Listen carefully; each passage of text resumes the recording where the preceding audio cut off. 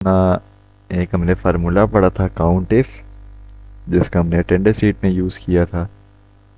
और साथ ही lesson number 9 के अंदर हमने एक फ्री स्पेन देखा था, जिससे हम कोई स्पेसिफिक चीज़ जो है हमारी एक्सेल की शीट के अंदर रो या कॉलम, उसको हम फिक्स अपनी जगह रोक लेते थे, ताकि जब हम स्क्रॉलिंग करें या मूवमेंट करें उस दौरान वो अपनी जगह स्टिल ही रहे, वहाँ से वो हिले ना।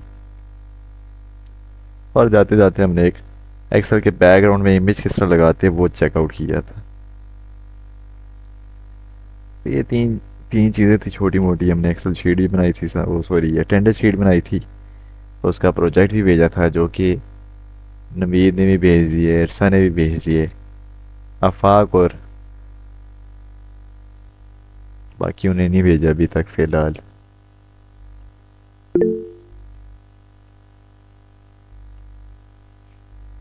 फ्रीज पेन से हम एक साथ एक शीट में कॉलम एंड रो फ्रीज नहीं कर सकते। हाँ, जो नॉर्मल फ्रीज पेन है ना, जो कि मैंने खुद लगाया था पहली दफ़ा, उससे तो रो और कॉलम दोनों हो जाते हैं। यानी कि जहाँ पर आपने क्लिक किया हो उसके लेफ़्ट साइड पर, और जहाँ आपने क्लिक किया उसके टॉप साइड पर जो एरिया वो फ्रीज हो जाता है, वो हिलता ही नहीं है।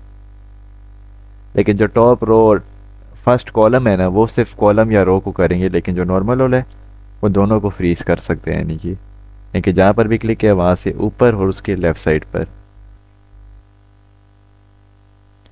मैं कॉलम फ्रीज करूँ तो रो नहीं होती, नहीं नहीं दोनों आएंगी, ये देखिए।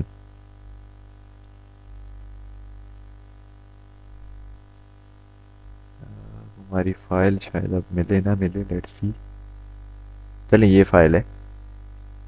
तो अब ये इन स्टूडेंट्स का डाटा, इसी की हम कॉपीज़ ले रहे हैं जैसा कि हमने कल ली थी।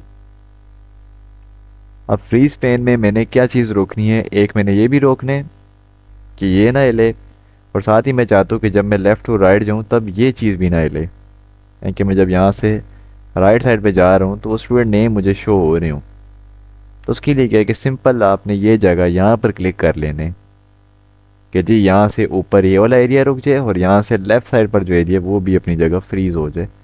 अब अगर मैं इसको फ्रीज पेन करता हूँ, सिर्फ फ्रीज पेन, टॉप रो या फर्स्ट कॉलम नहीं, सादा फ्रीज पेन, उससे हम नीचे ऊपर आ रहे तब भी, और साथ ही लेफ़्ट टू राइट जाएंगे तो ये देखिए स्टूडेंट नेम अपनी जगह वो फिक्स हैं। ऐसा से हम रोक सकते हैं, यानी कि इसको नॉर्मल फ्रीज पेन यूज़ करते हुए फर्स्ट कॉलम या फर्स्ट रो कर देंगे, उस सारे टाइम में एक चीज़ ही फ्रीज होगी आपकी।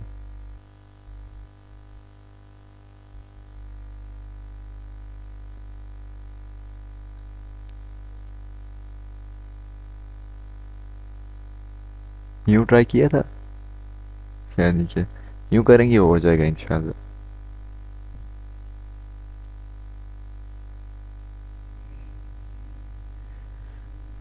ठीक ठीक ठीक। अच्छा जी, तो आज जो है हमारे पास है जी, सबसे पहली चीज़ वो है जी प्रोटेक्ट शीट। आल टी पी पी कमांड है, जबकि बाय माउस। अब प्रोटेक्ट शीट है क्या पहले ये देख लें, मैं इसको अनफ्रीज कर देता हूँ। प्रोटेक्ट शीट ये है कि आपके पास ये फ़ाइल मौजूद है। अब आप ये चाहते हैं कि हाँ भाई, हम ज़रा यहाँ से इधर उधर हो रहे हैं तो रिस्क है कि कोई तीसरा बंदा आके इस फाइल में कोई छेड़खानी ना कर ले, कोई डाटा ना डिलीट हो जाए, कोई एडिशनल डाटा ना लिखा जाए। ठीक है, तो उसके लिए क्या है कि आप इसके ऊपर एक लॉक लगा लेते हैं प्रोटेक्ट शीट के ज़रिए। तो उस लॉक से होता ये है कि आपकी शीट नज़र आ रही होती है, आप उसको पढ़ सकते हैं, देख सकते हैं, लेकिन हाँ ना कोई चीज़ डिलीट होती है और ना ही कोई एक्स्ट्रा चीज़ लिख सकते हैं हम लोग यहाँ पर फिर प्रोटेक्ट शीट में, यानी कि कुछ यूँ हो जाते हैं। तो क्या है जी कि प्रोटेक्ट शीट के लिए मैं रिव्यू टैब में आऊँगा बाय माउस, अगर हम इसको यूज़ करना चाहें। प्रोटेक्ट वर्कबुक भी है, प्रोटेक्ट शीट भी है, दोनों का एक ही पर्पज़ है। और हमारे पास ये वाली कमांड भी मौजूद है जो कि है जी आर टी पी पी। तो अगर मैं ये कमांड यूज़ कर लेता हूँ आर टी पी पी, तो हमारे सामने ये विंडो आ गई और हमसे डायरेक्ट पासवर्ड पूछ रहे हैं। तो मैं इसको यहाँ पर पासवर्ड जो है वो बता देंगे, जैसा ये मैं ये पासवर्ड दे देता हूँ 1234 1234, और इंटर प्रेस कर दिया। तो अब ये पासवर्ड लग गया। बज़ाहिर दिखने में हमें कोई फ़र्क नज़र नहीं आएगा, लेकिन हाँ जो ही आप यहाँ आके कुछ लिखेंगे तो ये एरर दे देगा। एरर आ गया। अच्छा, कोई चीज़ डिलीट करना चाहें, एरर। तो यानी कि ना कोई चीज़ डिलीट हो सकती है ना कोई चीज़ एक्स्ट्रा लिखी जा सकती है। अब आप देखें ना होम टैब में सब कुछ डिसेबल है। क्यों? क्योंकि आप कोई चेंज ला भी नहीं सकते इसलिए। तो बस आपके पास ये जो शीट है आप कह लें सिर्फ देखने के लिए, यानी कि कोई तीसरा बंदा अगर आता है वो सिर्फ देख सकते हैं, चेंजेस नहीं अप्लाई होंगी इसमें अब। और अगर इसका पासवर्ड अगर आपने ख़त्म करना है तो वापस वही RTPP कमांड भी है, नहीं तो रिव्यू में जाके अनप्रोटेक्ट भी हम करवा सकते हैं। तो अगेन कमांड यूज़ कर लेते हैं RTPP। पासवर्ड पूछ रहे हैं, सही देंगे तो ठीक है ओपन हो जाएगा, नहीं तो वो लॉक ही रहेगी। तो मैंने पासवर्ड प्रोवाइड किया, आपको नज़र आ रहा है कि हमारे टूल्स भी इनेबल होगी और साथ ही अगर मैं आप कोई चीज़ मिटाना भी चाहूँ तो वो मिट भी जाएगी और लिखना चाहें तो लिख भी सकते हैं। वो अब हम पे आ गए, नॉर्मल हो गया वापस। तो RTPP नहीं तो रिव्यू टैब से भी ये शीट को हम प्रोटेक्ट यानी कि पासवर्ड लगा सकते हैं। अब ये जो प्रोटेक्ट शीट है ना, ये शीट प्रोटेक्ट है, इसका क्या मकसद है कि शीट आपको नज़र आ रही होती है एटलीस्ट। ऐसा नहीं होता कि अभी आपके पास एक्सेल की जो फाइल है ये बंद हो जाती है, फिर आप ओपन करते तो वो ओपन ही नहीं होती, स्टार्ट से पासवर्ड मांगे। उसका तरीका हमारे पास ये है कि आप कहते हैं कि जी फाइल के ऊपर पासवर्ड लग जाए, यानी कि फ़ाइल ओपन ही ना हो। अभी हमारे पास फाइल ओपन है, आप सेव भी कर लें ना पासवर्ड लगा के भी, सेव कर लें ओपन करें वो ओपन होगी, हाँ पर चेंजेस नहीं होंगी, सिर्फ सिर्फ देख सकते हैं। लेकिन मैं चाहता हूँ कि फ़ाइल ओपन भी ना हो, तो उसके लिए कुछ यूँ हमारे पास है, ये एक तरीका है। और ये तरीका तभी अप्लाई होगा जब आप इसको सेव कर रही होंगी। तो अभी जैसा कि ये डाटा है, ये तो मेरे पास फाइल सेव है, मैं एक और फाइल बना लेता हूँ। ये अब ड्राइव के अंदर सेव है, वो मैं पता नहीं ड्राइव का डाटा कहाँ होगा, लेकिन चलें यहाँ पर मेरे ना मुख्तलिफ डाटा वगैरह हमारा मौजूद है। ठीक है, फाइल्स, पासवर्ड वगैरह वगैरह। अब जब हम इसको सेव करते फर्स्ट टाइम Ctrl+S, देन यहाँ से हम आ जाएंगे मोर ऑप्शन, देन ब्राउज, और जहाँ पर भी सेव करना है वो लोकेशन इसको प्रोवाइड कर देनी है। ठीक है, जैसा कि मैं इसको यहाँ पर डाउनलोड्स की लोकेशन प्रोवाइड करने जा रहा हूँ। और इसका फ़ाइल नेम हम अलामती तौर पर रख लेते हैं फाइल विद पासवर्ड। अब यहाँ रहते हुए जल्दी नहीं करनी इसको सेव करने में, इसको नाम वगैरह देने के बाद आपने इधर आ जाना है टूल्स के अंदर। ठीक है, अब ये आप जिस सॉफ्टवेयर की भी फाइल सेव करें वहाँ टूल्स का ऑप्शन है, विच मीन्स कि आप उस फाइल के ऊपर पासवर्ड लगा सकती। सिर्फ एक्सेल की बात नहीं कर रहा, जितने भी सॉफ्टवेयर हैं उनके अगर यहाँ टूल्स आ रहे हैं तो आप उसको नॉर्मली यानी कि एक उसके अपने तरीके से ही पासवर्ड लगा सकते हैं, कोई तीसरा सॉफ्टवेयर यूज़ करने की ज़रूरत नहीं पड़ेगी। तो टूल्स के अंदर आ जाएं और टूल्स के अंदर जो हमारे पास ये जनरल ऑप्शन है, थर्ड ऑप्शन जो आ रहा है जनरल ऑप्शन, इसके अंदर आ जाएंगे। जो जनरल ऑप्शन में हमसे ये पासवर्ड पूछ रहा है, पासवर्ड टू ओपन और पासवर्ड टू मॉडिफाई। और ये दो पासवर्ड किस चीज़ के हैं? जो ऊपर वाला पासवर्ड है वो इसलिए कि जी आपके पास फाइल ओपन हो जाएगी, पासवर्ड डालेंगे, यानी कि पहले तो ये बात है कि आपकी फ़ाइल ओपन ही नहीं होगी, वो पासवर्ड मांगेगा। तो ऊपर वाला पासवर्ड डालने से कुछ यूँ होगा कि आपके पास फाइल ओपन हो जाएगी लेकिन उसके अंदर चेंजेस अप्लाई नहीं होंगी। जबकि पासवर्ड टू मॉडिफाई अगर हम ये डालेंगे तो उससे क्या होगा कि पासवर्ड यानी कि डालने के बाद फ़ाइल ओपन भी हो जाएगी और अगर फ़ाइल के अंदर कोई चेंजेस वगैरह भी लानी है तो वो भी ला सकते हैं। मिसाल के तौर पर आप ये एक फ़ाइल चाह रहे हैं मैंने दो सेक्शन में भेजनी है, एक को सेक्शन जो है उसको पूरा इख्तियार होगा, वो चेंजेस भी कर सकें, सेव भी कर सकें, कुछ भी। जबकि जो दूसरा सेक्शन है उसको हम कहते हैं कि जो सिर्फ फाइल को ओपन करके देख सकें, चेंज या डिलीट ना कर सकें। तो उसके लिए हम यहाँ ये पासवर्ड है, तो पासवर्ड टू ओपन तो हम यहाँ पर सिर्फ ये लिख लेते हैं जी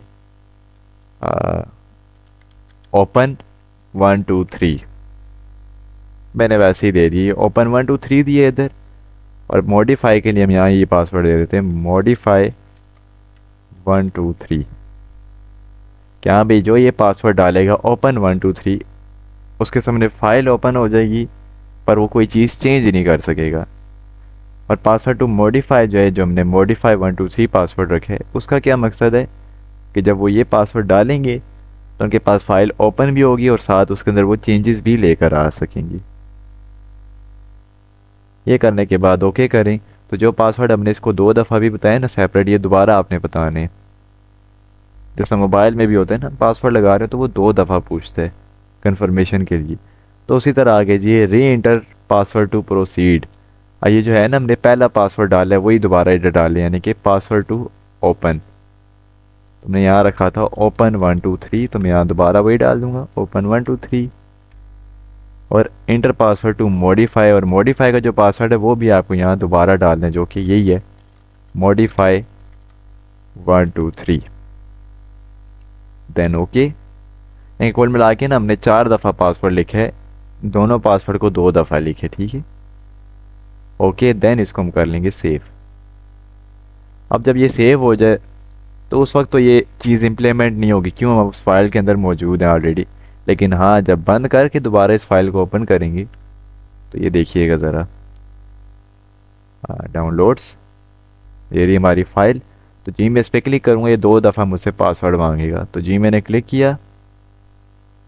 सबसे पहला पासवर्ड है जी, पहले वाला पासवर्ड जो कि सिर्फ आप देख सकते हैं, जो हमने open123 लिखा था ना, जो सिर्फ ओपन हो जाएगी, चेंज नहीं होगा, ये वो वाला पासवर्ड मांग रहा है। तो मैं इसको यहाँ दे देता हूँ open123, एंटर किया।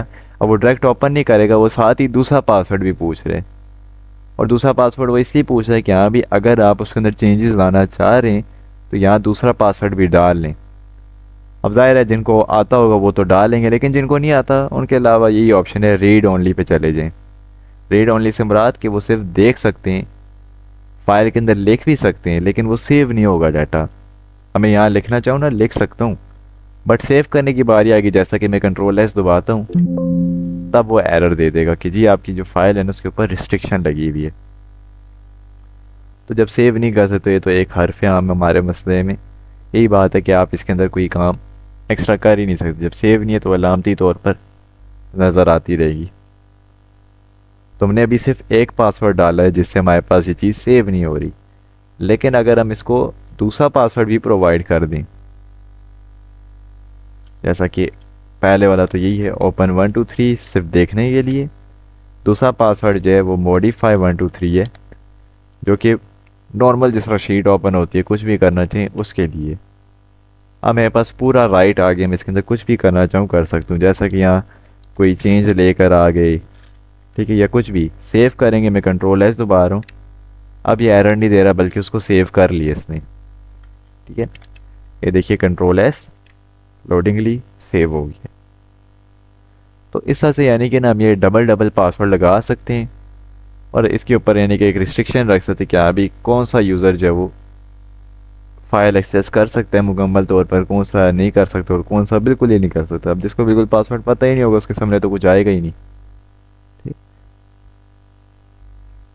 तो यूँ जो हमारे पास ये 2 ऑप्शन है पासवर्ड लगाने, एक तो नॉर्मल प्रोटेक्ट शीट का ऑप्शन है रिव्यू टैब में, जबकि दूसरा जो हमारे पास वो ओवरऑल मुकम्मल शीट को पासवर्ड लगाने का तरीका है। तो ये जो हमने अभी 2 चीज़ें पढ़ी हैं, प्रोटेक्ट शीट और कंट्रोल एस के अंदर जो हमने इस फाइल को पासवर्ड लगाया है, इन दोनों में किसी का कोई सवाल वगैरह है तो वो भी पूछ लें।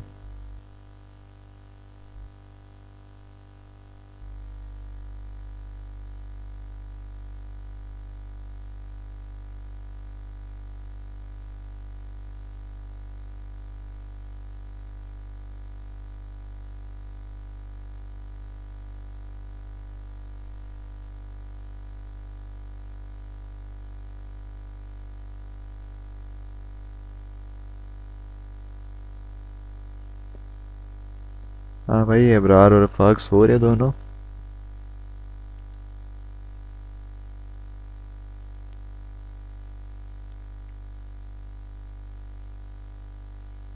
सो रहे लग रहे दोनों, है ना। अबरार अफाक क्लास में मौजूद हैं आप दोनों या नहीं है?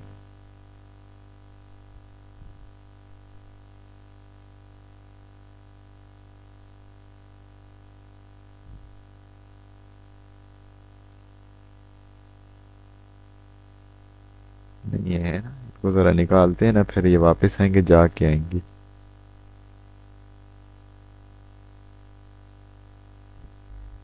निकाल दो। दोबारा आएंगे, जाग के आएंगे, सो रहे हैं ये दोनों।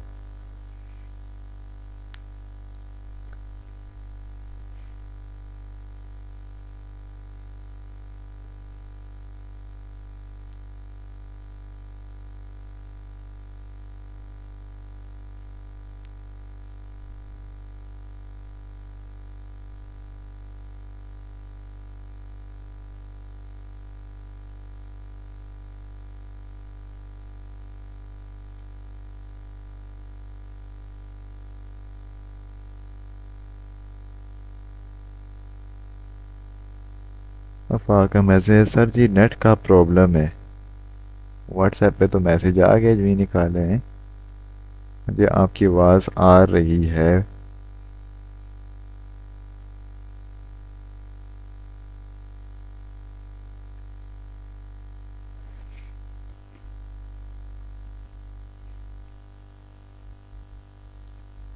अच्छा जी, तो क्या है हमारे पास ये दो तरीके हैं पासवर्ड लगाने की।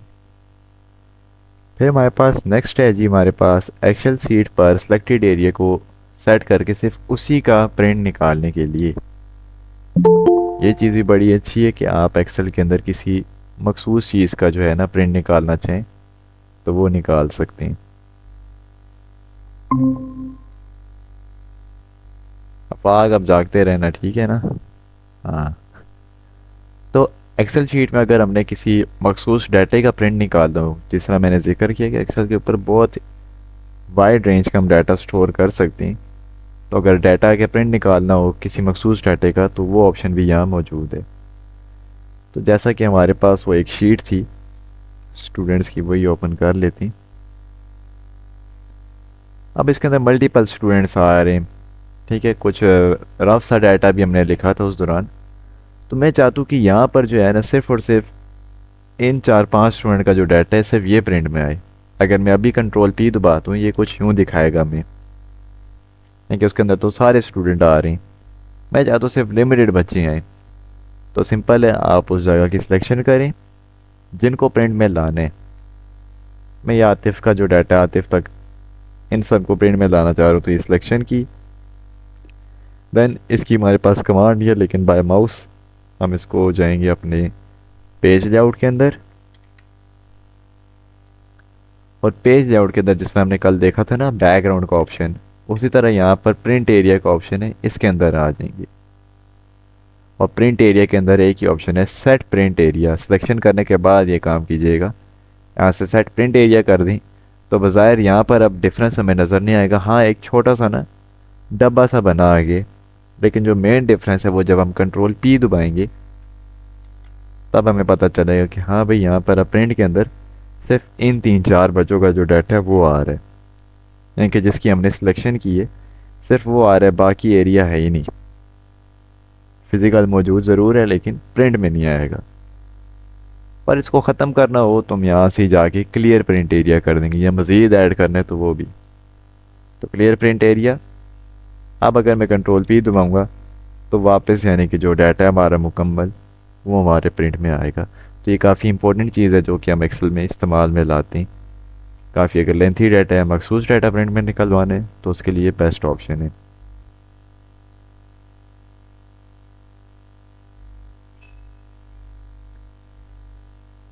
फिर हमारे पास कमांड है जी Alt+I+H। एक्सेल शीट में डाटा की बुनियाद पर ग्राफिकल चार्ट्स लाने के लिए। ये जो चार्ट्स हैं ये अभी के लिए आप लोग स्किप कर देंगे, हम कल स्टार्ट करेंगे क्योंकि ये लेंथी हैं। तो कल हम इसको एक दफ़ा में ही कंप्लीट कर लेंगे। अलबत्ता हम नीचे ज़रा और दूसरी तीसरी चीज़ें पढ़ लेते हैं, जैसा कि Alt+A+V डाटा वैलिडेशन के ज़रिए ड्रॉप डाउन मेन्यू लिस्ट बनाने के लिए। तो अब ये क्या है कि हमारे पास जैसा कि ये कुछ स्टूडेंट्स के नेम है यहाँ पर, मैं चाहता हूँ कुछ आगे हम यहाँ पर अगर हमारे पास लिस्ट आ जाए, ठीक है, और मैं चाहता हूँ कि कुछ ऐसा हो कि मैं उस बटन पे क्लिक करूँ और ये नाम मुझे वहाँ शो हो रहे हूँ। अब इसका इस्तेमाल हम अटेंडेंस शीट में भी कर सकते हैं, वो मैं बताता हूँ। लेकिन हम चाहते हैं कि हाँ भाई कुछ ऐसा एरिया है कि वहाँ पर एरो हो और इस एरो पे क्लिक करें तो ये सारे नाम की जो लिस्ट बनी हुई है वो वहाँ पर आ जाए। और किसी नाम पर मैं क्लिक करूँ ऑटोमेटिक टाइप भी हो जाए। तो उसके लिए क्या है कि हम डाटा वैलिडेशन का यूज़ करते हैं। तो सिंपल बाय माउस हम डाटा टैब में आ जाएंगे। देन यहाँ सेंटर में हमारे पास एक ऑप्शन है डाटा वैलिडेशन का, और यहाँ से डाटा वैलिडेशन, ठीक है, फर्स्ट ऑप्शन ही जो है। यहाँ आने के बाद ये विंडो आ गई और आपने इसको अलाउ एनी वैल्यू हटा देने, एनी वैल्यू हटा के इसको लिस्ट कर दीजिएगा। अब लिस्ट करने से काम नहीं होगा, यहाँ पर सोर्स के अंदर ना आपने जगह भी प्रोवाइड करनी है। नहीं क्या, मैंने सिर्फ यहाँ क्लिक किया, ठीक है, अगर जगह सेलेक्ट करके करेंगे उस सारी जगहों पर नाम आएगा। मैं भी अटेंडेंस शीट में भी उसका इस्तेमाल करके बताऊंगा, लेकिन फ़िलहाल यहाँ पर क्लिक किया है डाटा वैलिडेशन में, ये अलाउ को हमने एनी वैल्यू से हटा के लिस्ट किया। लिस्ट करने के बाद ये जो सोर्स का एरो है इस पर क्लिक कर लेने, और यहाँ से जो नेम्स है ना हमारे, ये सारे सिलेक्ट कर लें, इनकी पूरी लिस्ट सेलेक्ट कर लें इसकी। तो आप इसको एक्सपेंड करके ओके दबा दें। अब बाज़ाहिर दिखने में कोई फ़र्क हमें नज़र नहीं आएगा, लेकिन हाँ, जहाँ पर हमने क्लिक करके डाटा वैलिडेशन अप्लाई किए वहाँ अगर मैं आता हूँ ना, तो मैं वहाँ पर एक एरो दिखाई देगा। मैं यहाँ आ रहा हूँ, कोई एरो नहीं है। इधर क्लिक करूँ तो ये एक एरो आ रहा है, जिस तरह कि हमने फ़िल्टर में भी देखा था, पर ये फ़िल्टर नहीं है। अगर मैं यहाँ क्लिक करता हूँ ना, तो जो नाम वहाँ ऊपर हैं वही नाम अब इधर नीचे आ गए। मैं कहता हूँ अभी इधर सेल लिखा आ जाए, तो सेल पे क्लिक करें, ऑटोमेटिक टाइप हो गई है सलीम वकास, तो वकास ऑटोमेटिक आ गया। अब इसका इस्तेमाल जैसे मैंने अभी जिक्र किया कि अटेंडेंस शीट में भी कर सकती हैं। तो मिसाल ले लें कि ये हमारे पास अटेंडेंस शीट ही है, उसकी जगह बनी हुई है, और आपको मल्टीपल जगहों पर प्रेजेंस, एब्सेंस और लीव लिखने। तो यहाँ पर ये हम जगह सेलेक्ट कर लेते हैं, यानी कि जहाँ जहाँ अटेंडेंस लगानी है। करने के बाद data validation allow any value से हटा के इसको लिस्ट करें। सोर्स के अंदर पहले तो चले हमारे पास नाम थे ना, अब वो प्रेजेंस, एब्सेंस और लीव, हमने सिर्फ ये 3 ऑप्शन लगाने, और वो कहीं लिखे हुए भी नहीं है, तो हम इसको खुद भी लिख कर दे सकते हैं। जैसा कि पी, कैपिटल में लिखेंगे पी, कॉमा लगाएं बीच में। कॉमे का मकसद कि पी सेपरेट है, ए सेपरेट है और एल सेपरेट है। अगर पी ए एल यूँ डायरेक्ट लिख देंगे वो एक लाइन में आ जाएंगी। तो पी के बाद कॉमा ए कॉमा एल, और ओके करूँगा तो ये देखिए अब मैंने आपके सामने ये जो रेंज सेलेक्ट की है ना, इस रेंज के अंदर मैं कहीं पे भी क्लिक करूँगा तो वो एरो आ रहा है, और इस एरो पर अगर हम क्लिक करें तो वही 3 ऑप्शन आ रहे हैं, पी ए एल, एक दूसरे के नीचे इसलिए आ रहे हैं क्योंकि हमने अपने उस सेटिंग के अंदर बीच में कॉमे लगाए थे, पी के बाद कॉमा फिर ए के बाद कॉमा लगाया था इसलिए। तो यहाँ से यूँ डायरेक्टली जो है ना, इसका एक तरह से इस्तेमाल जो अटेंडेंस शीट में भी करवा सकती हैं,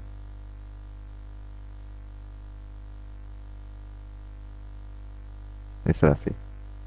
और हम ये खुद भी लिख सकते हैं, प्रेजेंस लिखते जाएं आप, मान लें एब्सेंस चाहिए तो हम एक कीबोर्ड से जो दबा रहे हैं आप वो यहाँ से दबा दें इसको, ये लीफ में डाल लें जी, ये लें जी।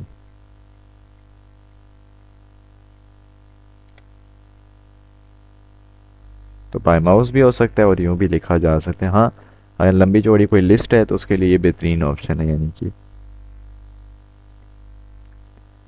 तो ये जो हमारे पास डाटा वैलिडेशन और इसकी जो सेटिंग्स हैं वो हमारे पास मौजूद है, जिसका हम जगह सेलेक्ट करके भी डाटा दे सकते हैं, और पी कोमा ए कोमा एल जिस तरह हमने लिखा है इस तरह से हम खुद से भी प्रोवाइड कर सकते हैं इसको।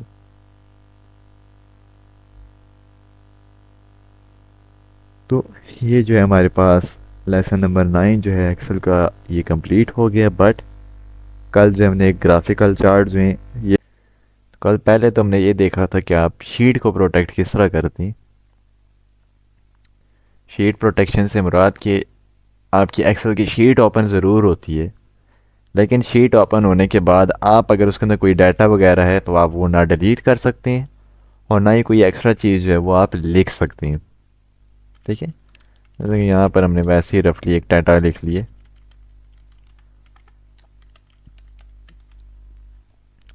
तो अगर मैंने इसके ऊपर पासवर्ड लगाना है डायरेक्ट, तो उसकी कमांड है जी alt pg, alt pg, या रिव्यू टैब में आ जाए और यहाँ से प्रोटेक्ट शीट पर क्लिक कर दें। देन यहाँ से पासवर्ड मांगेगा तो हम इसको ये पासवर्ड प्रोवाइड कर देते हैं 1234 इंटर। जिस तरह मोबाइल फ़ोन में होता है 2 दफ़ा पासवर्ड पूछा जाता है, उसी तरह यहाँ पर है 1234। अब डाटा तो हमें नज़र आ रहा है, बट अगर मैं यहाँ कोई चीज़ एक्स्ट्रा लिखता हूँ तो वो एरर दे देगा, और साथ ही अगर मैं कोई चीज़ डिलीट करने की भी कोशिश करूँ ये तब भी हमें एरर ही प्रोवाइड करेगा। यानी कि ये शीट जो आप सिर्फ आप देख सकते हैं, इसके ऊपर मज़ीद एक्स्ट्रा काम या कोई चेंज नहीं लेकर आ सकते। ठीक?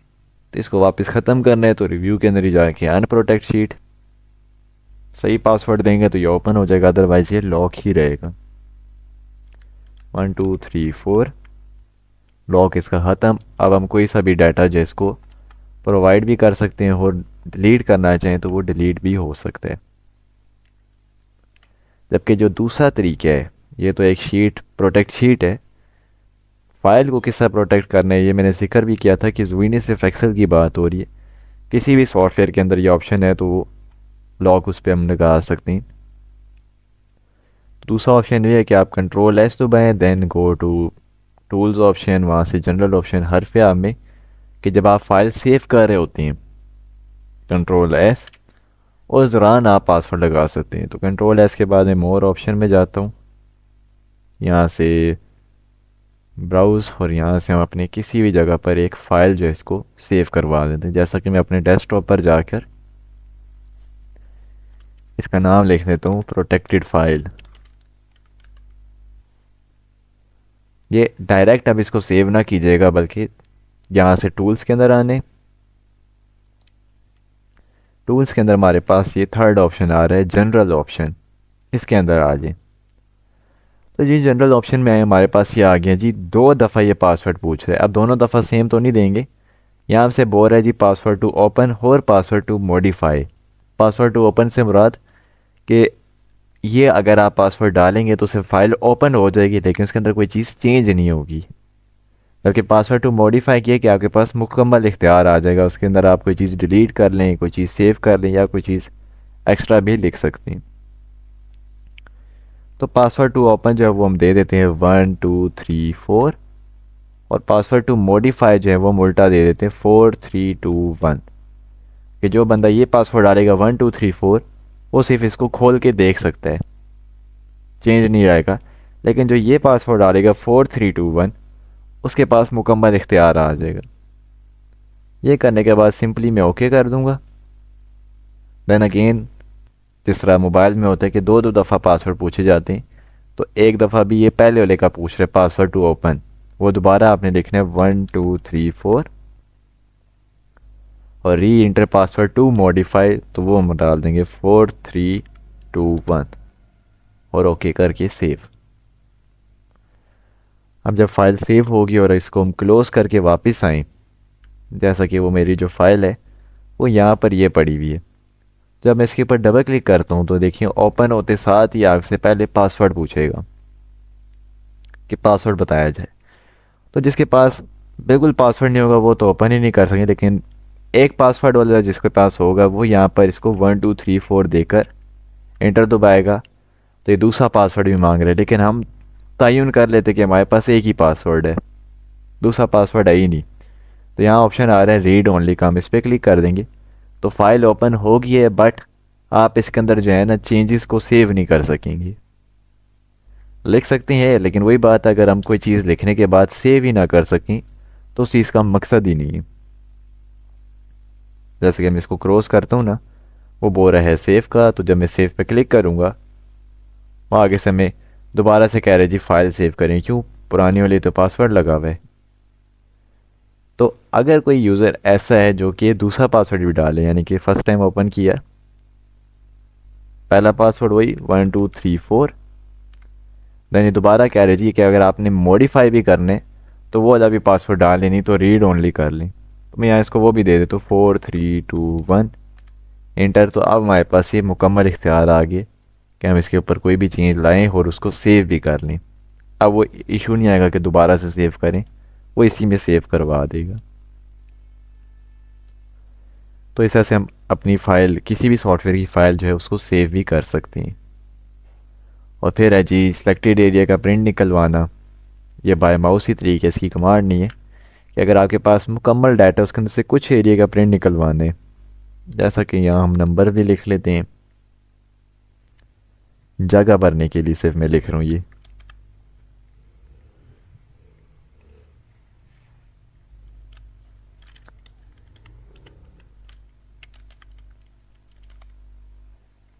जनवरी फरवरी इस तरह से। तो अगर मैं अभी कंट्रोल पी दबा रहा हूँ, मान लें डाटा है, तो आपके पास वही सारा डाटा जो है वो प्रिंट में निकाल के दे रहा होगा। लेकिन मैं चाहता हूँ नहीं भाई, सिर्फ मखसूस एरिया का प्रिंट निकलवाना है, तो सिंपल है, आप उसकी सिलेक्शन कर लें। जैसे कि मैं चाहता हूँ कि सिर्फ ये एरिया जो है ना प्रिंट में निकल के आए, सिलेक्शन। देन यहाँ से आप बाय माउस पेज लेआउट में आ जाएं, और पेज लेआउट के अंदर आने के बाद यहाँ ही हमारे पास ऑप्शन है जी प्रिंट एरिया का। इस पर क्लिक करके साइड प्रिंट एरिया कर दें। जिससे होगा कुछ यूँ कि यहाँ पर तो डाटा हमें नज़र आ रहा है, लेकिन जब मैं कंट्रोल पी या प्रिंट भी निकलवाऊँ तो वहाँ पर हमारे पास सिर्फ यही डाटा आएगा जो कि मैंने सेलेक्ट किया हुआ था, यानी कि सेलेक्ट करके प्रिंट एरिया पर क्लिक किए। बाकी डाटा मौजूद है लेकिन प्रिंट के काबिल नहीं रहेगा वो। और इसको ख़त्म करना है तो प्रिंट एरिया से जाके आप क्लियर प्रिंट एरिया करें, जिससे वापस अब ये मुकम्मल डाटा जो हमारे प्रिंट में आएगा। तो ये एक ज़रा इंपॉर्टेंट चीज़ है देखा जाए एक्सेल के अंदर, कि अगर डाटा बहुत ही वाइड है उसके से लिमिटेड एरिया जो है वो प्रिंट में निकलवाना है, तो वो हम यूँ निकलवा सकते हैं, बजाय इसके कि हम डिलीट करके लाएं। और ये जो ग्राफिकल चार्ट्स हैं यही हमने आज पढ़ने, हम इससे बजाय डायरेक्ट नीचे आ गए थे डाटा वैलिडेशन के अंदर। ये क्या था कि एक तरह की लिस्ट सी थी। जैसे कि मान लें ये हमारे पास कुछ नंबर्स हैं, मैं चाहता हूँ कुछ ऐसा हो ना कि यहाँ पर कोई एरो, उस पर क्लिक करूँ तो ये नंबर सारे इधर आ जाएं। तो उसके लिए हमने जिक्र किया था कि आप डाटा टाइप के अंदर आ जाएं और यहाँ से डाटा वैलिडेशन में चले जाएं। First option data validation. अब जहाँ पर हमने क्लिक किया ये सिर्फ वहाँ पर वर्क करेगा, बड़ा एरिया सेलेक्ट करेंगे तो वो हर जगह काम करेगा। ठीक है, डाटा वैलिडेशन। यहाँ पर जो इसका अलाउ एनी वैल्यू, इसको आपने हटा के कर देना लिस्ट। लिस्ट करने के बाद सोर्स के अंदर आपने ये नंबर जो है वो सिलेक्ट करवा देने इसको। ये जो छोटा सा एरो इसकी मदद से हमने पूरी रेंज सेलेक्ट कर ली है। देन सिंपली हम ओके कर देंगे। तो अब यहाँ पर मैंने क्लिक किया था ना, वहाँ अगर मैं क्लिक करूँगा तो मेरे पास एरो आ जाएगा, और इस एरो पर अगर हम क्लिक करेंगे तो हमारे पास वो लिस्ट के अंदर नंबर आ जाएंगे जो कि मैंने यहाँ प्रोवाइड किए हुए। जो भी नंबर चाहिए सिंपल क्लिक किया, वो यहाँ पर टाइप हो जाएगा। ज़रूरी नहीं है नंबर ही हो, अगर आपके पास यूँ जैसा कि मंथ्स के नेम है, मिसाल के तौर पर जनवरी दिसंबर तक, तो डाटा वैलिडेशन एनी वैल्यू को हटा के कर देंगे लिस्ट, और सोर्स के अंदर हम यही तीनों दे देंगे। Then okay. तो अब इस एरो पर अगर मैं क्लिक करूँगा तो हमारे पास वही मंथ्स के नेम आ रहे हैं जो कि यहाँ पर लिखे हुए हैं। यानी कि कोई भी डाटा अगर लिखा हुआ है उसको आप यूँ लिस्ट में लाना चाह रहे हैं तो वो हमारे पास आ जाएगा। आगे वी लुकअप फार्मूला है, उससे यही होगा कि हाँ भी आपने यहाँ मंथ चेंज किया है तो उसका अपना डाटा आ रहा है, मई लिखेंगे तो मई का डाटा आ जाएगा। ऐसा से बड़े फंक्शन, इसलिए यहाँ पर हर एक चीज़ एक दूसरे के साथ इंटीग्रेट की जा सकती है। तो ये जो हमने अपने कल की क्लास में यहाँ तक पढ़ा था, और ये ग्राफिकल चार्ट हैं ये हमने आज अभी पढ़ने। तो ये क्लियर हुआ है अबरार?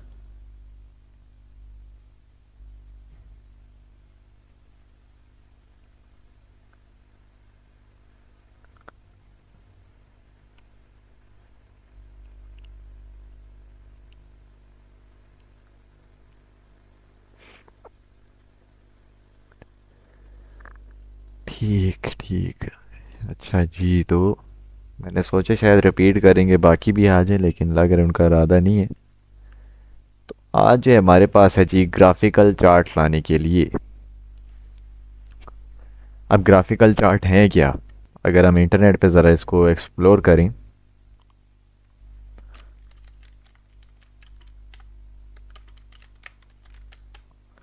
यूज़ जो है इसका आप कह लें प्रेजेंटेशन देने में काम में आता है। ठीक है, जैसे कि ये देखिए, ऐसा से कोई परसेंटेज के लिहाज से कोई चीज़ बतानी हो, जैसा कि फ़िज़िक्स वगैरह में होता है कि जो अर्थ की एटमॉस्फेयर है वहाँ पर कितने परसेंट ऑक्सीजन है, कितने परसेंट कार्बन डाइऑक्साइड है, कितने परसेंट नाइट्रोजन है, ताकि जो देखने वाले हैं उनको सही से समझ आ जाए चीज़ की। तो वो जो चीज़ें हमारे पास इस एक्सेल के अंदर बनाई जाती है, इस्तेमाल बेशक पावर पॉइंट में ज़्यादा होती हो, लेकिन हम इसको एक्सेल में जो है वो ड्रा करते हैं। ये चीज़ वर्ड में भी है, एक्सेल में भी है और पावर पॉइंट में भी है, लेकिन आप कहीं पे भी इस चार्ट पे क्लिक करेंगे तो आपके सामने एक्सेल ही ओपन होगा। यहाँ पर आप ड्रा करके देन इसको दूसरे सॉफ्टवेयर में लेकर जा सकते हैं। तो ये जो चार्ट है हम आज ये देखने जा रहे हैं। तो ये चार्ट बनाने से पहले आपके पास डाटा का होना ज़रूरी है। हाँ, वो डाटा कोई सा भी हो। हम यहाँ पर रफली एक डाटा लिख लेते हैं, जैसा कि आ, मान लेते हैं कि मेरे पास एक स्टील की कंपनी है। ठीक है, उधर में मल्टीपल प्रोडक्ट्स हैं वो सेल हो रही हैं। जैसा कि स्टील है तो स्टील भी सेल हो रहा है, आयरन भी सेल हो रहा है, कॉपर भी, अच्छा एलुमिनियम, और कौन सी धातें होती हैं हमारे पास, जिंक। ठीक है, जिंक, ग्राफाइट वगैरह वगैरह। तो ये मेरे पास प्रोडक्ट्स आ गई हैं। ठीक है, और साथ ही ब्रास, कॉपर, एलुमिनियम, ब्रास, और क्या हो सकता है, जो भी है। और रात में ना इनके ऊपर ना वो ईयर्स भी लिख लेता हूँ। जैसा कि 2020 में हमने कंपनी स्टार्ट की है, 2022, 2023, 2024 अभी चल रही है। हम उसको भी चले ऐड करें, 21 छोड़ ही दिए हैं, 21, 2022 और 2023, 24 हम रहने देते हैं चलिए। देन आगे मैं इनकी सेल्स भी लिख रहा हूँ कि 2020 में जो टोटल हमने स्टील बेचा है वो है जी 12 टन्स, 31 टन, 25। एलुमिनियम ज़रा सस्ता मिलता है तो 47, सस्ता मिलता नहीं है लेकिन यूज़ में ज़्यादा आता है, 5 टन। इस तरह मज़ीद आगे हम डाटा लिख रहे हैं जी।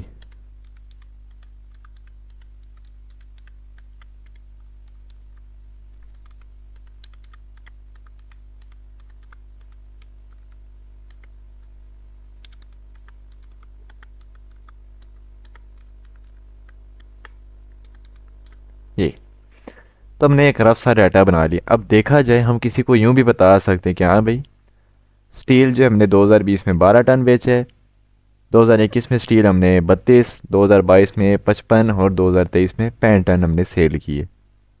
आयरन की बात करें तो हाँ भी उसका ये डाटा है, कॉपर का ये है कि अगर कोई बंदा कहे कि हाँ भी 2021 में तो कोरोना बड़ा अरूज पे था तो उसके अंदर क्या प्रोग्रेस रही है, तो हाँ भी 2020 में हमने, सॉरी 21 में हमने इतनी इतनी चीज़ें सेल की, यानी कि बेहतर ही रहा है। तो यूँ भी बताया जा सकता है, लेकिन इसको ज़रा यूनिक वे में करने के लिए आप यहाँ पर चार्ट्स का इस्तेमाल करते हैं। तो चार्ट जो हमारे वो इंसर्ट टैब में, बस चार्ट के लिए आपके पास ना डाटा होना ज़रूरी है। डाटा होगा तो चार्ट बनेगा, अदरवाइज़ वो ब्लैंक होगा और समझ नहीं आएगी आपको। तो क्या है ना कि जिस तरह मैंने अभी जिक्र किया कि ये जो चीज़ें हमारे पास प्रेजेंटेशन में यूज़ में आती हैं। अब प्रेजेंटेशन देने का मकसद ही ये होता है कि जो सामने बैठे हुए लोग हैं उनको आम अल्फाज में बात समझाना। अब जैसा कि आप लोग अभी नया जहन है, ठीक है, मान लें आप लोगों ने वर्ड ना पढ़ा होता, आप लोगों को मैं डायरेक्ट एक्सेल पे ले आता, तो उसके अंदर ऐसी काफ़ी चीज़ें हैं जो कि वर्ड वाली सेम है। अब मैंने एक्सेल के अंदर आके ये तो कभी नहीं समझाया कि अभी आप यहाँ से साइज छोटा बड़ा करें, यहाँ से बोल्ड इटैलिक अंडरलाइन करें, क्यों, हमने वर्ड में पढ़ा है। तो अगर कोई मान लें ऐसा स्टूडेंट हो जो अभी आए हो, उसकी नज़र में होगा कि अभी क्या चीज़ हो रही है। तो वही बात है कि हमारे पास यहाँ ग्राफिकल चार्ट भी कुछ ऐसे ही वर्क करते हैं कि प्रेजेंटेशन जिसको हम दे रहे हैं उनको आम अल्फाज में चीज़ समझाना। तो क्या है जी, हमने ये डाटा सेलेक्ट किया, इंसर्ट में आए, तो हमारे पास यहाँ मुख्तलिफ़ किस्म के ना ये चार्ट्स आ रहे हैं, जिनमें से हम कॉमनली आप कह लें ये 2D बार्स हो गए, ये इस्तेमाल में लाते हैं। 2D कॉलम, 3D कॉलम, ठीक है। यही हमारे पास यहाँ पर ये भी है सनबर्स्ट, और पाई वाला आप लोग कॉमनली यूज़ में भी देखते होंगे, ठीक है। तो इस तरह से ये मल्टीपल आ जाते हैं। तो मैं यहाँ पर जो है ना ये 2D कॉलम में से यही ले लेता हूँ पहले वाला। सारों की सेटिंग ना तकरीबन तकरीबन सेम ही है। तो मैं ये सेलेक्ट करके ओके करें तो ये हमारे पास चार्ट जो है वो बन के आ गया। अब इस चार्ट की सेटिंग देख लें, क्योंकि अगला हमने पावर पॉइंट पढ़ना है तो उसके अंदर आपकी ये इस्तेमाल में भी आएगा। तो क्या है कि चार्ट आ गया। सबसे पहली चीज़ कि आपने अपना डाटा देखने के सही रिप्रेजेंट हो रहा है या नहीं हो रहा। अब यहाँ पर क्या डाटा हो रहा है अभी कि जी स्टील जो है हमारे पास वो इतना सेल हुआ है। अब कौन सा कितने साल में, तो वो मैं बता रहे 2020 में हमारा ब्लू कलर की लाइन है, 2021 की ब्राउन, 2022 यानी कि ग्रे, और 2023 की हमारी येलो कलर की लाइन है। तो ये डाटा सही से रिप्रेजेंट नहीं हो रहा। तो आप इसके ऊपर क्लिक करके देन चार्ट डिज़ाइन में आ जाएं। ये इसकी एक नई टैब ओपन होती है जब आप चार्ट पर क्लिक कर रहे हो। चार्ट डिज़ाइन के अंदर सबसे पहला काम, यानी कि डाटा सही रिप्रेजेंट ना हो रहा हो, तो आपने यहाँ से स्विच रोज टू कॉलम कर लेने। स्विच रोज टू कॉलम, जिससे क्या है कि जहाँ पर साल थे वहाँ पर अब ये स्टील आयरन कॉपर आ रहा है, और जहाँ पर स्टील आयरन कॉपर थे वहाँ पर अब हमारे पास साल आ रही। अब ज़रा डाटा सही इसकी शक्ल बन के आई है। तो जैसा कि यहाँ स्टील है तो उसकी ब्लू लाइंस हैं, यानी कि यहाँ पर जितनी भी डार्क ब्लू लाइंस नज़र आ रही हैं वो स्टील की हैं। आयरन की ऑरेंज, एलुमिनियम की येलो, कॉपर की ग्रे, जिंक की लाइट ब्लू, और नीचे उनके साल लिखे हुए। 2020 का ये रिकॉर्ड है। 2021 में जी काफ़ी बेहतरी आई है, 2022 में भी बेहतरी है, 2023 में भी देखा जाए निस्बतन 2020 के तो बेहतर ही गुजरा है साल। अब यहाँ पर ये जो चार्ट टाइटल है यहाँ पर आपको ये सभी डाटा लिख लें, जैसा कि कंपनी नेम लिख लें, ठीक है, इस तरह से। अब क्या कि ये जो डाटा आ गया, ज़ाहिर है इसको पीछे ये जो चीज़ है इसका होना ज़रूरी है। जैसा फार्मूले हैं ना, सवाल चेंज तो आंसर चेंज, उसी तरह ये भी काम करते हैं कि अगर आप यहाँ पर एक वैल्यू भी इंक्रीज़ या डिक्रीज़ कर देंगे तो हमारे पास ये वैल्यू इसके ऊपर इम्पैक्ट डालेगा।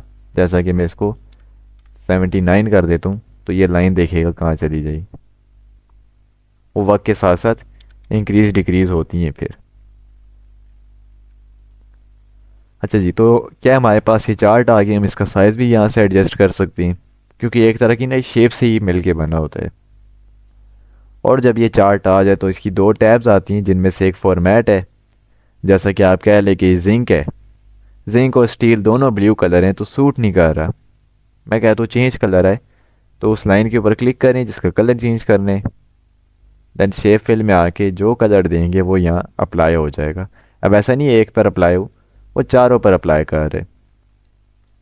चलें रेड दे देते हैं। और नीचे भी आइडेंटिफिकेशन के लिए हमें वो बोल रहा है कि जी जिंक का कलर आज से रेड है, एलुमिनियम का yellow, copper grey, iron orange और स्टील ब्लू कलर में। तो ये जो फॉर्मेट है ये तो शेप से रिलेटेड ही है। अलबत्ता चार्ट डिज़ाइन में हम आए, जो मैं सबसे पहले भी आया हूँ, तो यहाँ आपके पास कुछ यूँ ना डिज़ाइन से आ जाते हैं, प्री सेट आ जाते हैं, डार्क थीम वाले, लाइट थीम वाले, इस तरह से कुछ फैंसी हैं। तो हम इसका भी यहाँ पर इस्तेमाल जो वो कर सकते हैं। जी ठीक। तो यहाँ से आगे जाने से पहले यहाँ तक किसी का कोई सवाल, कोई इशू वगैरह तो वो भी पूछ लें।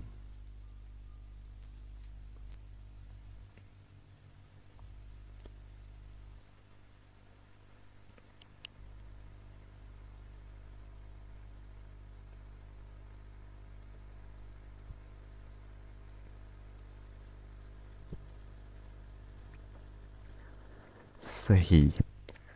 अब क्या है कि ये जो चार्ट हमने ले आए हैं, जैसा भी ये बन आए, इसके डिज़ाइन भी देख लिया है, शेप फॉर्मेट तो शेप से रिलेटेड सेटिंग है। अगर हम नोट करें तो इसके राइट साइड पे ना ये एक प्लस का आइकन आ रहा है। तो इस प्लस के आइकन में ना ज़रा एडिशनल सेटिंग आ जाती हैं, एलिमेंट्स आ जाते हैं, जैसा कि एक्सिस जो कि अभी टिक लगा हुआ है, उससे मुराद ये जो ऊपर कंपनी नेम हमने लिखा है ना, यानी कि उसकी एक जगह बनी हुई थी टेक्स्ट लिखने के लिए, उसका जिक्र हो रहा है। ठीक है, लेफ़्ट साइड पे जो नंबरिंग है वो एक्सिस में आ जाती है, चार्ट टाइटल, कंपनी नेम, ठीक है। तो एक्सेस अगर हम गायब करें तो ये नंबरिंग जो हमारे पास लेफ़्ट साइड पर ये गायब हो जाएगी, जो कि अच्छी बात नहीं है। ऐसे में क्या पता चलेगा अब ये कितनी वैल्यू लिखी हुई है, क्योंकि ज़ाहिर है अगर हम ये चार्ट बना रहे हैं ना, फिर हम इसको नहीं देखते जो पीछे डाटा है, फिर क्योंकि दोनों चीज़ें एक ही डाटा रिप्रेजेंट कर रही हैं, तो एक्सेस का होना यहाँ पर ज़रूरी है। फिर चार्ट टाइटल, जैसा ये ऊपर टाइटल आ रहा है उससे आप यहाँ पर भी टाइटल लिखवा सकते हैं। जैसा कि हम यहाँ लिख लेते हैं जी के टन्स, यानी कि कोई बंदा ये ना समझे कि अभी हमने 10 किलो स्टील बेचा है, 20 किलो, 30 किलो, टन्स के हिसाब से हमने ये सेल किए हैं, यानी कि आइडेंटिफिकेशन के लिए। फिर चार्ट टाइटल जो ऊपर कंपनी नेम लिखा हुआ है ये आप यहाँ से हाइड कर लें, इनके एक बॉक्स आ जाए तो उसके अंदर आप कुछ भी लिख लें। फिर डाटा लेबल्स, अब देखिए ये लाइंस तो लगी हुई हैं, लेफ़्ट साइड पर नंबरिंग भी दी हुई है। अब मुझे क्या पता कि ये वाली जो लाइन है ये कहाँ पर जा रही है, अब 80 से अबव है, 90 से बिलो है, क्या पता ये 85 हो, क्या पता 84 हो, क्या पता 86 हो, यानी कि एक एक्यूरेट रिजल्ट नहीं पता चलेगा। तो डाटा टेबल से हमारे पास ये सामने आ जाता है कि कौन सी लाइन कितने कितने एरिया को कवर कर रही है, 79, 78, यानी कि सही से आइडेंटिफिकेशन हो रही है इनकी। फिर डाटा टेबल के जिस डाटा को आपने सेलेक्ट करके ये चार्ट बनाया है वो डाटा अब आप कहते हैं कि यहाँ पर भी आ जाए, तो प्लस पे जाके डाटा टेबल पर क्लिक करें तो वही डाटा जो बाहर मौजूद है वो यहाँ अंदर आ जाएगा, और वो भी यही चीज़ रिप्रेजेंट कर रहा है। लेकिन रेकमेंडेड नहीं है कि आप यहाँ पर भी डाटा टेबल लेकर आएँ, क्योंकि दोनों का मकसद एक ही है, डाटा रिप्रेजेंट करना है। एक ज़रा नॉर्मल से एक ज़रा फैंसी है, ज़रा ग्राफ में आ गया। फिर एरर बार्स, कुछ इस तरह से ये लाइंस आ जाती हैं, लेकिन ये रिकमेंडेड नहीं है, ठीक है। पॉजिटिव नेगेटिव इसके अंदर आ जाता है। अलबत्ता ग्रिड लाइंस जो इसके बैकग्राउंड में आपको ये हॉरिजेंटल लाइंस दिखाई दे रही है ना, इनका जिक्र हो रहा है, तो हम यहाँ से ये हाइड वगैरह करवा सकते हैं। और लेजेंड ये तो सामने रखना ज़रूरी है। ये जो नीचे हमारे पास है ना, अब ज़ाहिर है लाइंस तो लगी हुई हैं, तो कौन सी लाइन जो है किस कलर की है, उसका मकसद क्या है, वो हमें यहाँ नीचे से पता चल रहा है कि स्टील के लिए ब्लू लाइन है, आयरन के लिए ऑरेंज, कॉपर के लिए ग्रे। ये हमारे लेजेंड्स के अंदर आते हैं और हम यहाँ से इसको हाइड भी कर सकते हैं, और अगर शो करवाएं तो हम इसकी डायरेक्शन भी चेंज कर सकते हैं। जैसा कि बाय डिफ़ॉल्ट तो नीचे होता है, लेकिन अब ये राइट साइड पर आ रहा है, और इसको एरे पर जाएँ तो हम यहाँ से टॉप, लेफ़्ट या बॉटम पर भेजना चाहें तो वो यूँ सेट करवा सकते हैं। और लास्ट में एक ऑप्शन आ रहा है जी ट्रेड लाइन का। ट्रेड लाइन से मुराद कि एक एवरेज निकालना। हमने एक एवरेज फार्मूला पढ़ा है, उसका मकसद क्या था कि ना ज़्यादा ना कम, पूरी क्लास की क्या एवरेज निकल, यानी कि पूरी क्लास में कुछ बच्चे हैं जो कि बड़े लायक हैं, कुछ जो हैं वो नालायक है, लेकिन ऑन एवरेज हम क्या कह सकते हैं कि क्लास की क्या पोजीशन रही है। उसी तरह ट्रेड लाइन भी यूँ है कि ना ज़्यादा ना कम, कि कोई प्रोडक्ट है आप उसका पता कराना चाह रहे हैं कि हाँ उसमें फ़ायदा या नुकसान है, तो वो हमें ये बताएगा। तो ट्रेड लाइन पे जो ही क्लिक करते हैं ये हमें कहता है जी सिलेक्ट अ प्रोडक्ट। तो मैं कह देता हूँ इसको जी कि हमें आयरन के बारे में बताया जाए कि उसकी क्या प्रोग्रेस है, या कॉपर कर लें या जिंक कर लें।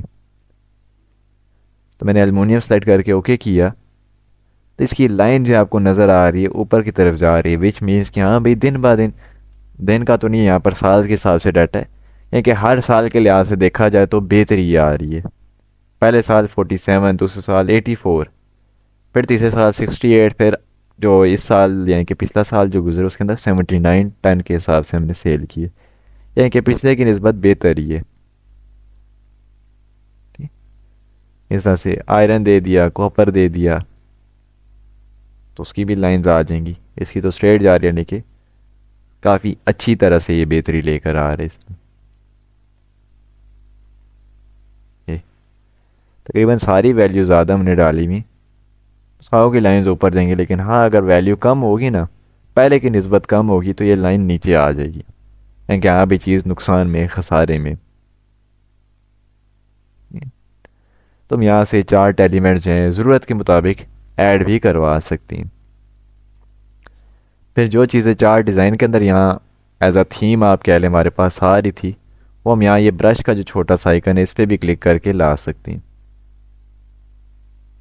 वही सेम सेटिंग जो ऊपर है वो इस ब्रश पे भी आ रही है, सेम सेम। फिर हमारे पास ये एक आइकन आ रहा है, और ये मुझे सारे ज़रा बताएं ये किस चीज़ का आइकन है जी। ये ब्रश के नीचे एक यूँ क्या कहें इसको, शेप सी बनी हुई है। ये किस चीज़ का आइकन है? मैं माउस रखूँगा तो वो शो करवा देगा। सब ने आंसर देने, जिन जिन को आता है।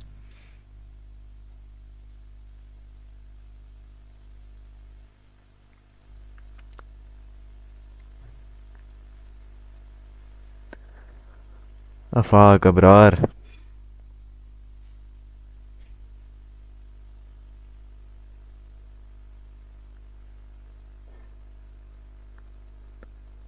अबरार सो गए फिर, है ना? कल वाला हिसाब पकड़ा है फिर से।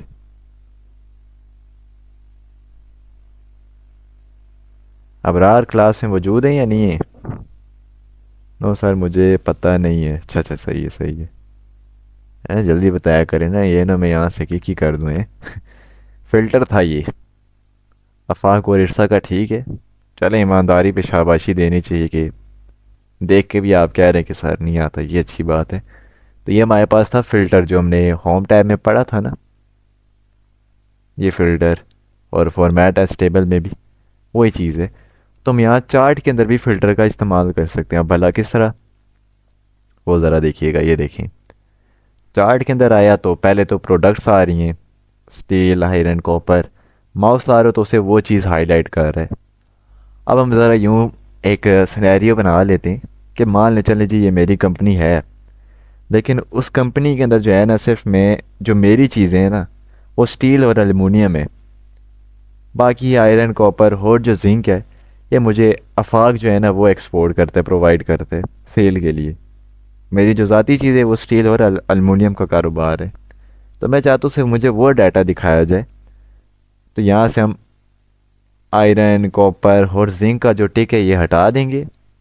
टिक लगा हुआ है बीच में, हमें शो हो रहा है, टिक हटा देंगे, वो शो नहीं करेगा। Then apply. तो ये जी हमारे पास डाटा आ रहा है कि जो से मेरी चीज़ें वो कुछ इस तरह से सेल आउट हुई हैं, इनके स्टील और एलुमिनियम। बजाय इसके कि हम पीछे से जाके चीज़ें डिलीट कर रहे हूँ, वो डाटा डिलीट कर रहे हूँ, आप यहाँ से फ़िल्टर लगा लें और टिक लगाएंगे तो वो डाटा आपके पास वापस आना स्टार्ट हो जाएगा। फिर मैं कहता हूँ कि जी जब से कंपनी स्टार्ट हुई और जो आखिरी साल गुजरा है, सिर्फ वो उन दोनों सालों का डाटा दिखाया जाए, बीच में जितने भी साल गुजरे उनको स्किप करिए जाए। तो यहाँ पर ये करेंगे, 21 और 22 का टिक हटा देंगे। Then apply. तो हमें सिर्फ वो 2020 और 2023 का जो डाटा है वो दिखा देगा। तो हम यूँ सही से कंपैरिजन कर सकते हैं ना, अभी जब कंपनी स्टार्ट की थी ये था, और आज हम यहाँ खड़े हैं जी। उस वक्त हमने 12 टन बेचा था, आज जो स्टील हम 65 टन बेच चुकी हैं। उस वक्त 31 था, आज वो 44 44। उस वक्त वो 25, आज 78। उस वक्त 47, यहाँ 79। उस वक्त हमने 5 भेजा था, यहाँ पर आज 35 टन हमने सेल किए। तो यानी कि हम यूँ एक कंपैरिजन भी प्रोवाइड करके दे सकते हैं। ज़ाहिर है प्रेजेंटेशन है तो आपको सारी डिटेल्स मालूम होनी चाहिए कि हाँ भी जो मैं बोल रहा हूँ उसका मकसद क्या है, और यहाँ पर जो चीज़ बनी हुई है उसका क्या क्या मकसद है, ताकि इम्प्रेशन वगैरह सही पड़े। तो ये जो है हमारे पास था अपना चार्ट। ऐसा से दूसरे चार्ट में थोड़ी बहुत सेटिंग चेंज है, जैसा कि मैं इंसर्ट के अंदर जाके ना ये पाई वाला बना लेता हूँ, ये भी अमूमन यूज़ में आता है। तो पाई सेलेक्ट किया, ये एट अ टाइम ना 1 साल का डाटा दिखाएगा। ये जो चार्ट है इसके अंदर तो सारा डाटा आ रहा है, सालों का भी बता रहे, स्टील आयरन कॉपर सब आ रहा है। लेकिन ये जो हमारे पास सर्कल वाला यानी कि जो पाई चार्ट है, ये सिर्फ हमें 2020 का डाटा दिखा रहा है कि हाँ भाई 2020 में सबसे ज़्यादा जो चीज़ हमने बेची है वो है एलुमिनियम, उसका कलर सबसे ज़्यादा है। सेकंड पे आप कह लें कि हमारे पास ये आयरन है, थर्ड पे कॉपर है, सबसे कम हमने जिंक सेल आउट की है, ज़ाहिर है 5 है वो। तो यहाँ पर भी ये अगर आपने दूसरे किसी साल पर जाना है तो फ़िल्टर में जाएं, 2021, ओके 2021 का ये डाटा है, 2022 ये, और 2023 में ये रिपोर्ट आ रही है। तो इस तरह से हम ये यहाँ पर आप कह लें कि बहुत बड़ा डाटा तो नहीं आता, एक एक साल का डाटा आएगा, लेकिन आपने चारों ही दिखाने, तो इस तरह से आप चार चार्ट बना लें। एक ये बन के 2021, ओ सॉरी 2020, इंसर्ट, दोबारा से यहाँ जाएं, इसके फ़िल्टर में जाके इसको 2021 कर दें, या मान लें 2023 कर लेते हैं डायरेक्ट। तो ये डाटा रिप्रेजेंट हो रहा है जी, 2020 2023। और इसके अंदर भी वो ऑप्शन है, डाटा लेबल्स लगा लें तो अमाउंट लिखी आ जाएगी कि हाँ भाई कलर तो हुआ हुआ है, लेकिन वो कितने परसेंट है। तो इस तरह से ये भी आ रहा है। तो यूँ जो हम इन चार्ट्स का इस्तेमाल भी करवा सकते हैं। कॉमनली यही आप कह लें, दो तीन कैटेगरीज हैं जो कि इस्तेमाल में आती हैं, 2D कॉलम हो गया या पाई वाला। तो ये थी जी हमारी आज की क्लास, जिसके अंदर हमने चार्ट बनाने का तरीका देखा है। चार्ट के लिए बस डाटा होना ज़रूरी है, और चार्ट बनाने के बाद जो उसकी सेटिंग वगैरह है वो हमने चेकआउट किया कि चार्ट डिज़ाइन किया है। फॉर्मेट, ये तो वर्ड वाली चीज़ है कि आप यहाँ से इसका कलर शलर तब्दील करना चाहें तो वो दे सकते हैं, आउटलाइन चेंज कर सकते हैं वगैरह वगैरह। और साथ ये जो एलिमेंट्स हैं इनको हमने एक्सप्लोर किए, डिज़ाइन यानी कि ब्रश से जो हम ला रहे हैं या चार्ट डिज़ाइन से, वो हमने चेकआउट किए। और लास्ट में हमने फ़िल्टर का यूज़ देखा, और फ़िल्टर कहीं पे भी है, बड़ा यूज़फुल है वो।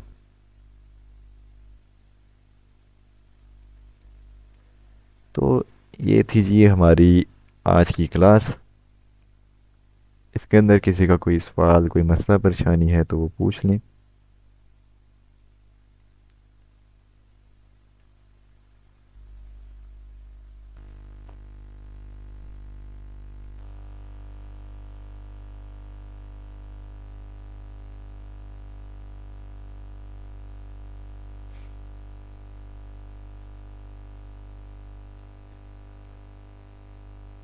ठीक,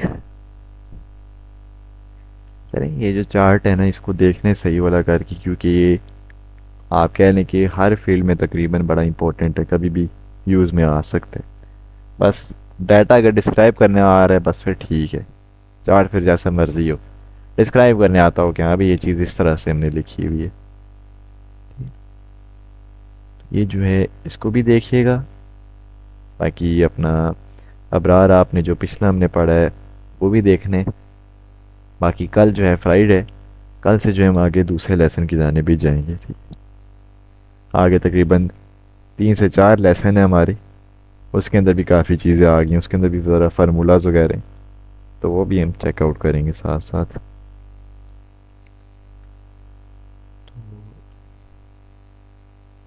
चलिए, ये इसको देखिएगा, इंशाल्लाह फिर कल मुलाकात होती है। सर जी क्लासेस अपलोड कर दें काइंडली,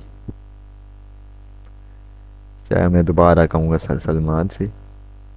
मेरे ख्याल से वो वर्ड की लेक्चर शायद अपलोड है, बाकी नहीं है तो चलिए मैं शेयर कर दूँगा, उनसे कह दूँगा। चलिए, इंशाल्लाह फिर कल मुलाकात होती है। अपना ख्याल रखिएगा। अल्लाह हाफिज़।